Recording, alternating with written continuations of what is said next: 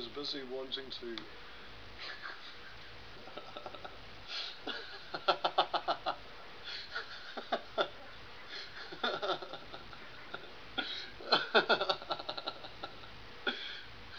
I'm sorry.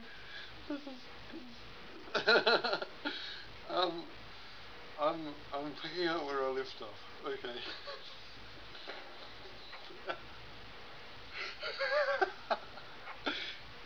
It's no use to you if I start cracking up, so I'm going to continue. Hopefully.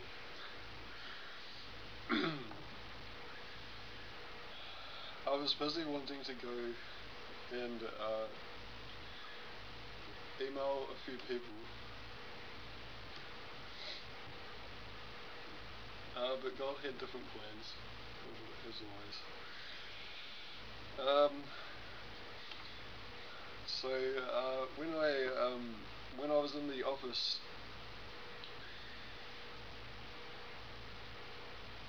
I really wanted to go at everything that I was thinking about at the time, which was finances. It was finances to support myself. But how do I enjoy going out and asking people for support? And how do I enjoy making my pursuit of this actually a pursuit of God? Now I know what it is now, but God doesn't give you the information to start with. He always surprises you. So I had a genuine desire to raise support by what I'm doing, but in a different way, because I didn't know how I was going to raise support and glorify God at the same time. And so God completely, in a moment, just changed my thought pattern. He didn't change my mind. He didn't go and do surgery on my mind. He does surgery on my mind by dropping thoughts into my mind that are from Him, and they come, and when I thought of it, it was, I really should think about this. And the thought was, how do I enjoy God, raising support financially, and glorify God at the same time? Now I knew the basis on it. I already knew that if I enjoy God, if I enjoy Him genuinely, He is glorified because He gets the credit for it. He gets the enjoyment for it. Now, there is no lack of God in His glory. His glory is everything about Him. If you were to describe Him in a word, it would be glory, because there's no one like Him. He pre-existed everything. He went and He came to heaven and earth, and He birthed everything from His word. He spoke it, and the power of God came out, and everything was created. Now, this is just, I can say these things because this is my experience.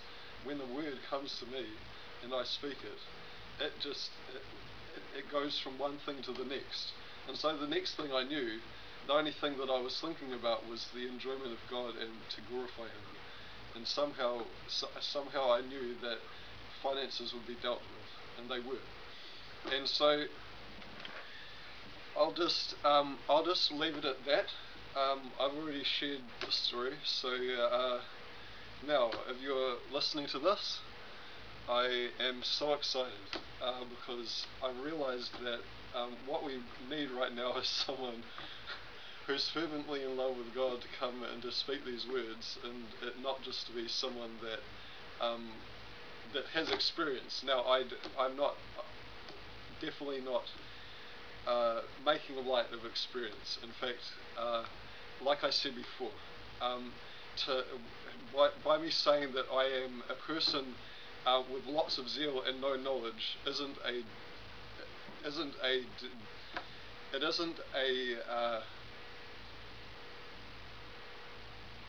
derogatory comment on my part. I'm not devaluing myself by saying that. What I'm meaning is that when I begin to outwork these things, which I'm going to speak about, these things I will know them.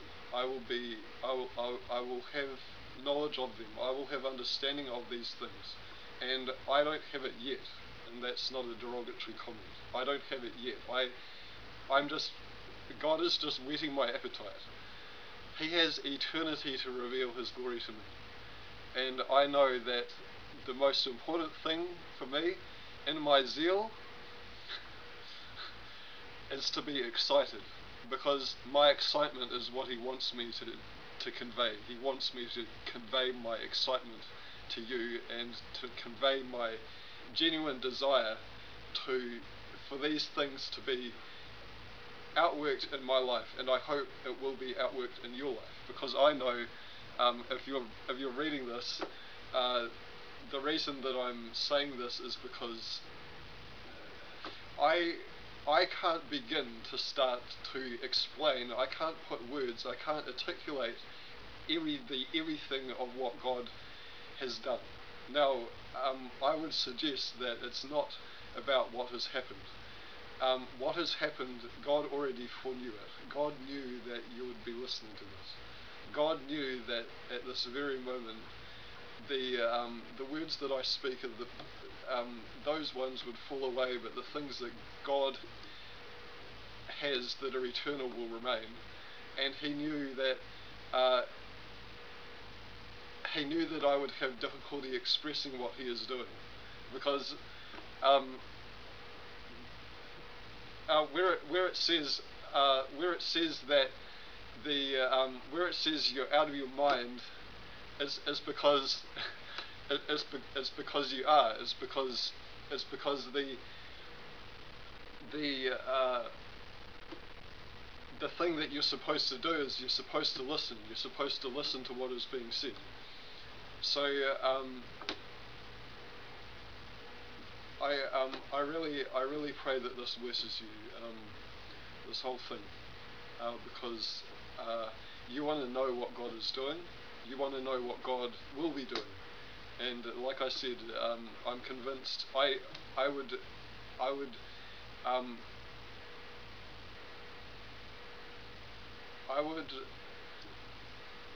what the word. I would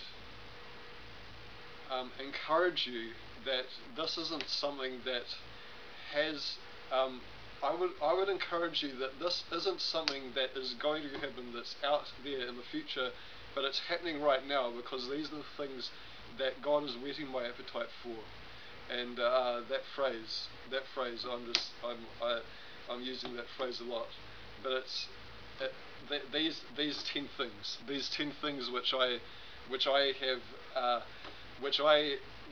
I'm going to try to express. I'm going to try to express to you. But my excitement doesn't even come from these things, because these things are just outworkings of what are God's glory. Like I said, God's glory is everything about Him. His glory is. I would say it's the connecting factor between what we experience and what is God, because He created us more than just these bodies. He created us having a genuine desire to know Him, but not knowing how. When the fall happened, lost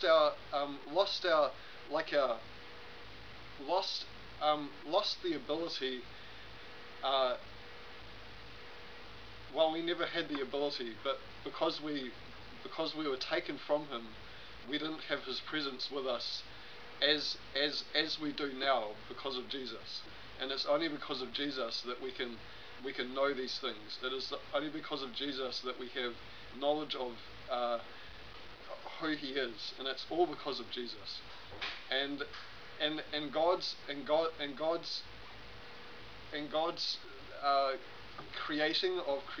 of making creation, he is revealing this. He is revealing his glory, and this is what he wants to do. He looked from heaven and he said, "This is my master plan for creation. I'm going to reveal myself to them."